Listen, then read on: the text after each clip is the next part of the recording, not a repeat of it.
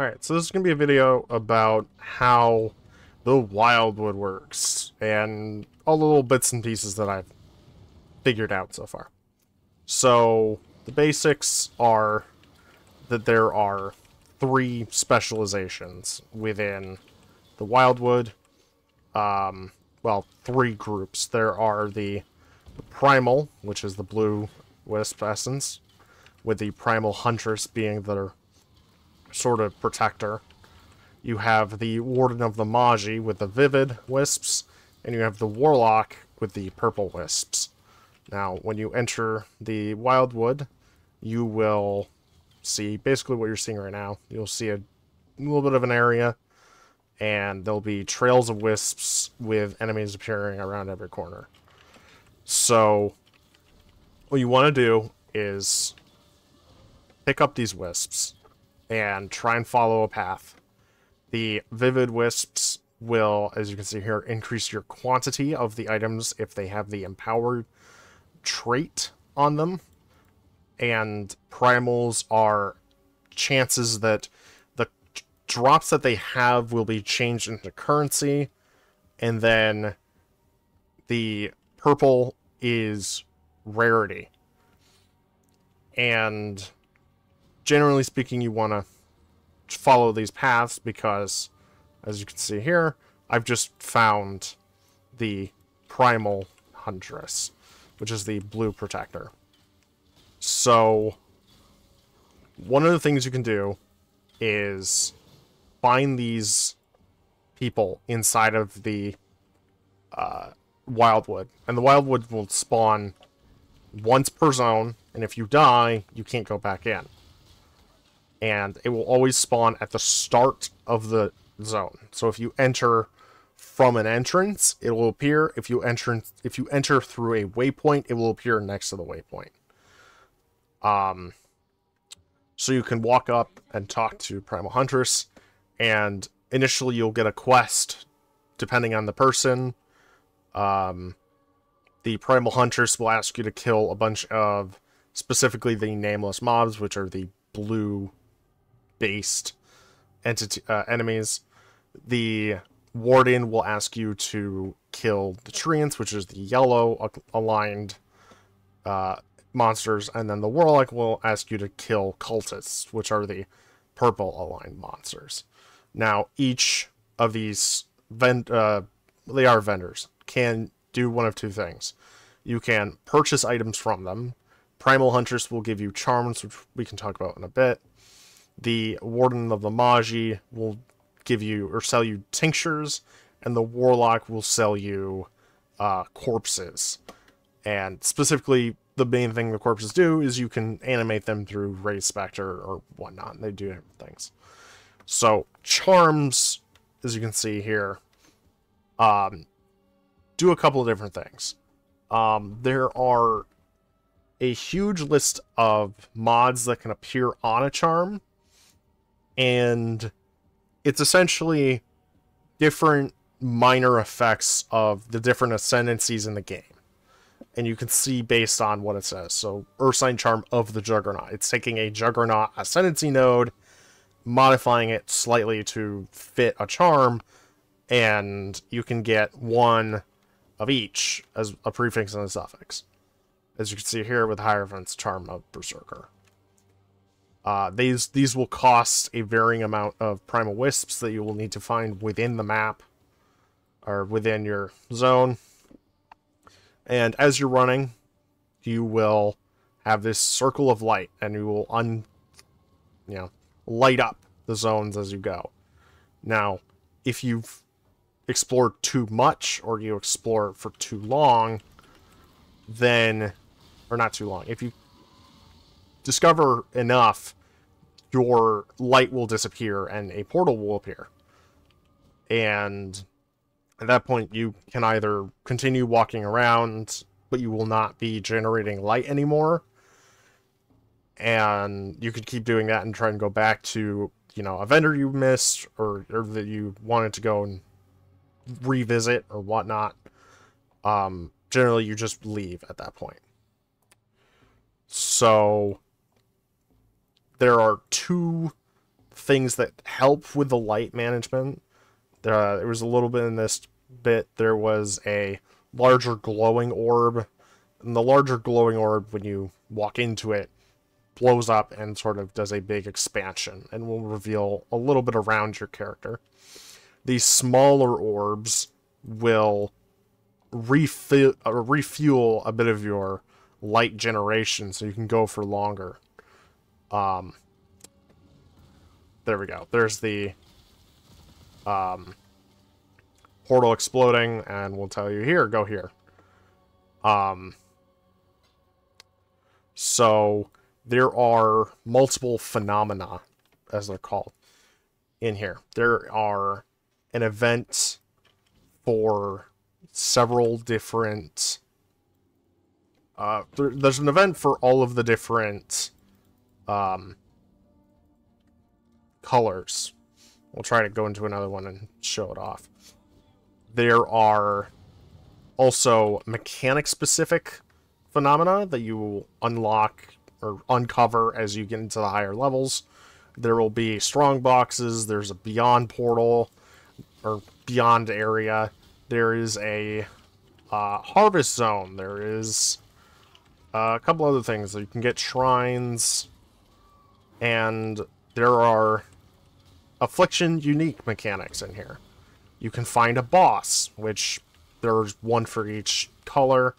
There's the Morrigan for blue. You've got the diseased tree trio for yellow, and you've got the King of the Mist for purple, and he is your big entity boss. So this is the Warlock, or the Breaker of Oaths, as you want to call him, and he'll sell you different corpses. Now, what I was sort of glancing over is, there's a couple other phenomena. There are specifically two other kinds of phenomenon. There are nameless shrines, which will give you a unique effect of increased experience, increased item quantity and rarity, or essentially a small portion of all of the different shrines in the game, including Divine, where you'll become undamageable. And those will last for 5 minutes. There's also altars, which will give you a permanent buff, well, permanent while you're within the zone of the affliction, or the zone that you entered to get into the Wildwood. And there's tons. There's like 20 different variations. They usually have a strong upside and a strong downside. One that I can immediately think of is it removes all your armor and all your evasion rating, but you have 25% increased action speed. So, what's the deal with the specializations? So, each color, after completing quests, or just meeting them the first time you get initial points, there are specializations that you can unlock, as you can see here. The Warlock passive is mostly about curses and corpses, with a lot of their stuff being granting skills that can do various things, or, you know, changing all res into life res, and you having 0 mana. The Primalist is the sort of jack of all trades, sort of figure out your own thing. You have a War Cries attempting to shake extra items from things and can open chest. You get a backpack extra, as here, and then you also can unlock charm sockets, which is how you use those charms that I was talking about prior. There's also Warden of the Magi, which involves tinctures, generally. And tinctures can only be used if you have this node unlocked. You can apply tinctures to your equipped weapons, and they will only work for attack-based builds. So, as you can see, I have a tincture activated on my flasks. They will take up a slot of a flask. And all you have to do is hit their button to turn it on, and you don't have to touch it ever again. It will just stay on until you die, and you have to reapply it. So, that's how that works.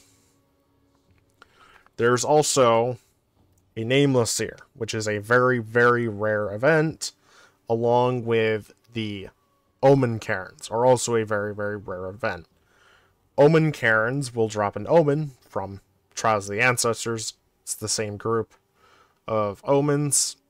Most of them have returned, including the Insta-6 Link, Instant Chance to Unique, the, Instant 6 Sockets. They're all basically there.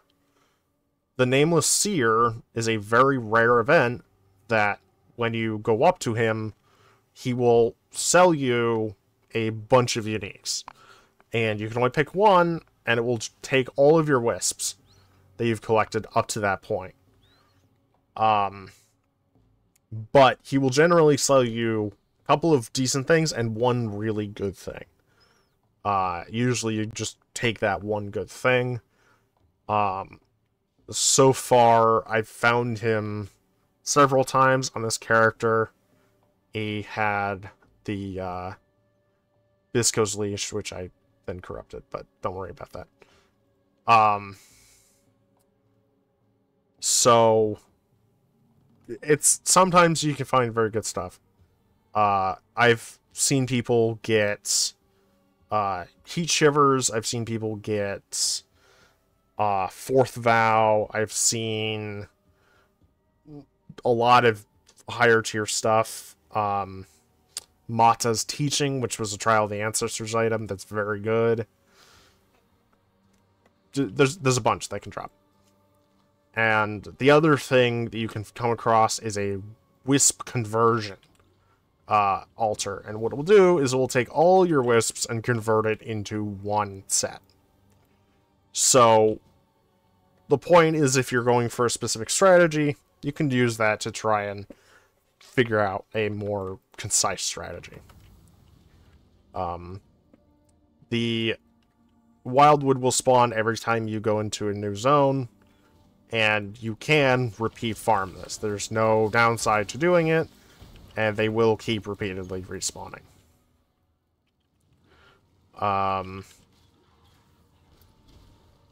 That's the majority of what it is. Now, yeah, here's the strong boxes. Now, a couple of tips.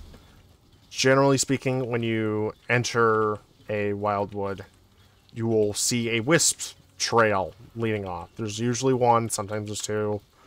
Follow it, and you can find different phenomena activated. There's also a chance that you find no trail, in which case you just sort of run around the zone, because it means that there is guaranteed going to be... here's the purple aligned phenomena. A bunch of cultists that spawn in. If there are no wisp trails, it means that there's a phenomena very close by, and if you circle your spawning zone, you'll find it fairly soon.